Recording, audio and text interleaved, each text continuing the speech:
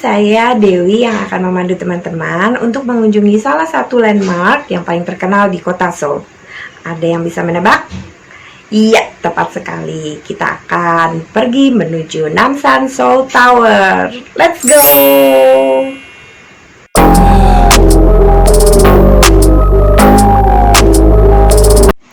Terdapat berbagai macam moda transportasi di Korea, tetapi ada beberapa cara yang saya rekomendasikan untuk pergi ke Namsan Seoul Tower. Cara yang pertama adalah dengan menggunakan cable car. Cara ini cukup unik dan menyenangkan karena kita bisa melihat pemandangan indah kota Seoul dari atas bukit selama perjalanan menuju Namsan Seoul Tower. Jika kita ingin menggunakan cable car, maka kita terlebih dahulu harus pergi ke cable car station. Caranya adalah dengan naik subway ke Myeongdong Line 4 dan turun di exit 3. Kemudian kita bisa melanjutkan dengan berjalan kaki atau menggunakan Namsan Cable Car Shuttle Bus. Ini adalah Namsan Cable Car Shuttle Bus. Bus ini beroperasi setiap jam dan tidak dipungut biaya alias gratis loh teman-teman. Bus inilah yang akan membawa kita ke Namsan Cable Car Station. Sebelum menaiki cable car, kita harus membeli tiketnya terlebih dahulu. Ada dua jenis tiket yang disediakan. Tiket yang pertama adalah return ticket, yaitu tiket pergi dan pulang ke dan dari Namsan Seoul Tower. Sedangkan tiket yang kedua adalah one way ticket, yaitu tiket sekali jalan. Harga tiket cable car bermacam-macam. Untuk dewasa return tiket perorangan seharga 9.500 won, dewasa one way tiket perorangan seharga 7.000 won, sedangkan untuk anak-anak return tiket perorangan seharga 6.500 won dan anak-anak one way tiket seharga 4.000 won. Harga ini akan berbeda untuk grup lebih dari 30 orang. Jadi, teman-teman mau pilih yang mana nih? Cara yang kedua adalah dengan menggunakan public bus. Ini adalah jenis-jenis public bus yang ada di Korea. Berwarna-warni sekali ya.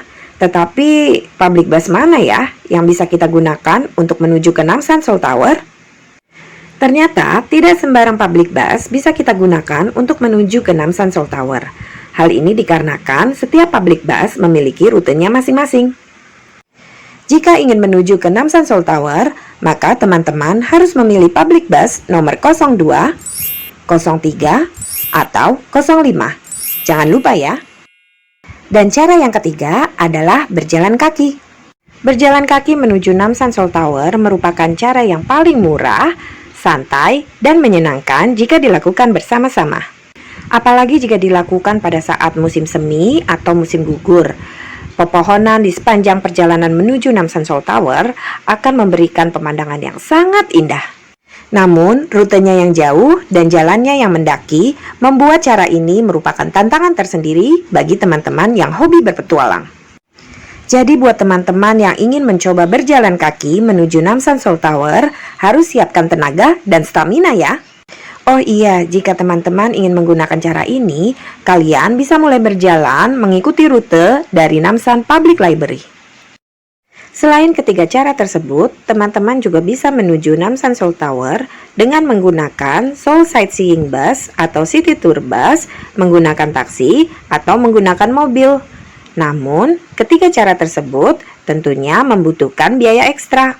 Nah, sampai deh kita di Namsan Seoul Tower.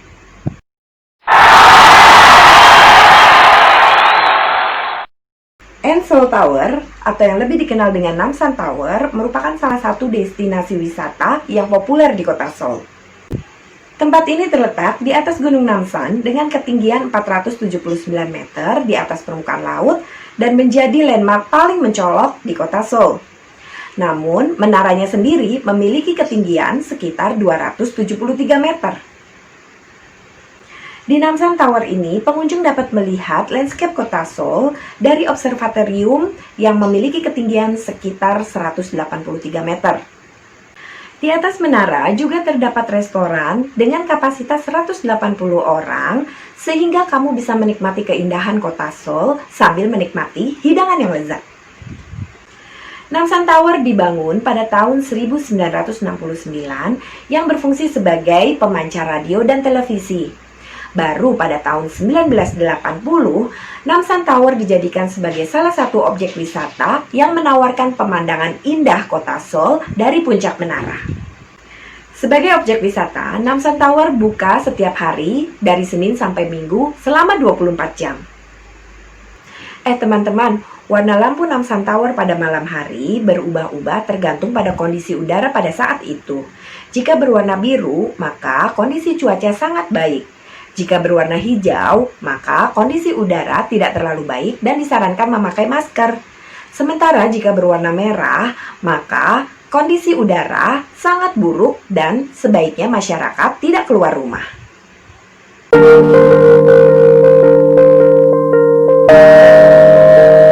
Namsan Tower menjadi salah satu tempat favorit bagi pasangan yang sedang jatuh cinta karena gembok cintanya. Terdapat satu area di Namsan Tower yang penuh dengan gembok yang dipasang di tembok. Biasanya para pengunjung muda-mudi mempersiapkan gembok dan akan menuliskan namanya serta nama pasangannya di gembok tersebut, kemudian dikunci dan kuncinya dibuang ke bawah area gunung.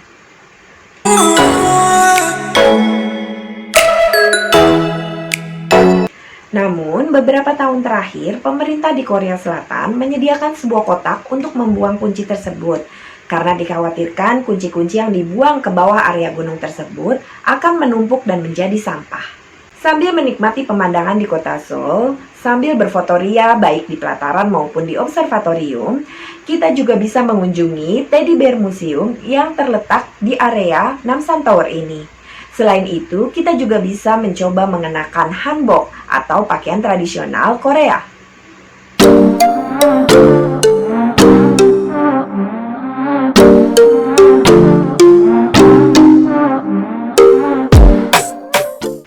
Nah, bagaimana teman-teman?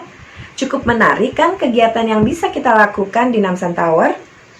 Oh iya, jika teman-teman ingin mengunjungi Namsan Tower, saya merekomendasikan untuk pergi pada saat musim semi atau pada saat musim gugur. Jadi teman-teman bisa menikmati keindahan daun-daun yang berwarna-warni. Selain itu, saya juga merekomendasikan untuk pergi pada saat malam hari, karena kita bisa menikmati keindahan kota Seoul yang bermandikan cahaya lampu dari atas Namsan Tower. Sekarang saya akan memberikan waktu kepada teman-teman untuk menikmati keindahan di Namsan Seoul Tower. Silakan teman-teman berjalan-jalan, menikmati pemandangan alam, serta mengambil foto sebanyak-banyaknya sebelum kita melanjutkan perjalanan ke tujuan wisata selanjutnya. Selamat bersenang-senang!